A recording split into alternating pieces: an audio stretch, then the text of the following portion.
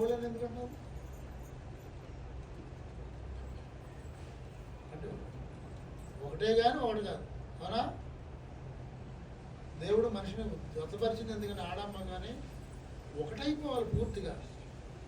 పెళ్ళైపోయి ఇప్పుడు ఇప్పుడు ఈయన మీకు ఏం కావాలి కొన్నేళ్ళు గారు పెళ్ళైపోయి ఇప్పుడు 30 ఏళ్ళు అవుతుందా ఏమన్నా ఏమై పెళ్ళయి 30 ఏళ్ళు అవుతుందా తెలవదు. సరే నీ కొడుకు వయసు ఎంత ఇప్పుడు 37 ఉంటాయి 37 సంవత్సరాలు. పెళ్ళయి 15 సంవత్సరాలు అయి ఉంటుంది.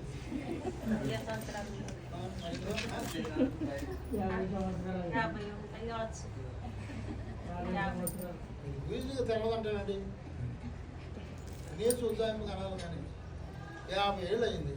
50 ఏళ్ళు అయినా 50 ఏళ్ళు కలిసి ఉన్నా మీ మనసులో కొన్ని సందర్భాలు వస్తే నీది వేరు ఆయన వేరు అవునా కాదా. కలవట్లేదు. దేవుడు ఎందుకు చేశాడు ఒకటిగా ఒకటి అవ్వాలని చేశాడు. ఒకట్లా 50 సంవత్సరాలు కాపురం చేసినా సరే ఇంకో మాట చెప్తే జరిగింది. లోపల ఒక ఆయనకి ఒక గడ్డ వచ్చింది, ఒక పుండు వచ్చింది. అది తీసేయకపోతే చచ్చిపోతాడు బాబా. డాక్టర్ ఆపరేషన్ చేయించారు. ఈ పుర్రి పగలగొట్టాల్సి వచ్చింది, అంటే కట్ చేయాల్సి వచ్చింది. పుర్రి అంటే ఇంత కట్ చేశారు, ఇంత ముక్క తీశారు, తీసేసి అప్పుడు లోపల ఆపరేషన్ చేసి ఆ గడ్డ ఇంకెక్కడో చర్మం తీసి అక్కడ వేసి కుట్టేసారు.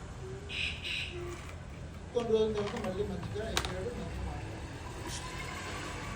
ఆ పెంకుని ఆ పైన ఉన్న పెంకుని ఎక్కడో పడితే అది ఏమైపోతే ఫ్రిడ్జ్లో పెడితే ఉండదు, అది పడైపోతుంది.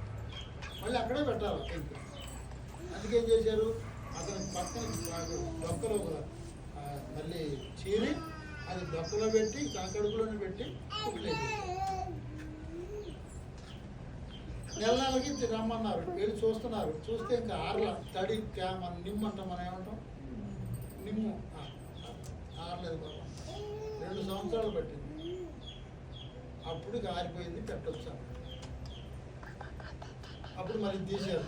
ఎక్కడ ఈ ముక్క తీస్తే చూశారు, ఏం పాడవల బాగానే ఉంది, పెట్టేసి.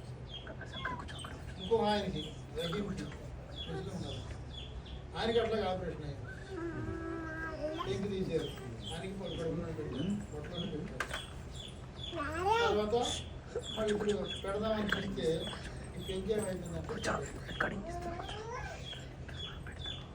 మన శరీరంలో పెట్టినా ఖరాబ్ అవ్వకూడదని తన శరీరంలో పెట్టింది. ఎందుకంటే ఈ రక్తం అంతా ఉంటాయి కాబట్టి. దీనికేమో బాగుంది మళ్ళీ పెట్టేసారు, దీనికేమో అది పాడైపోయింది.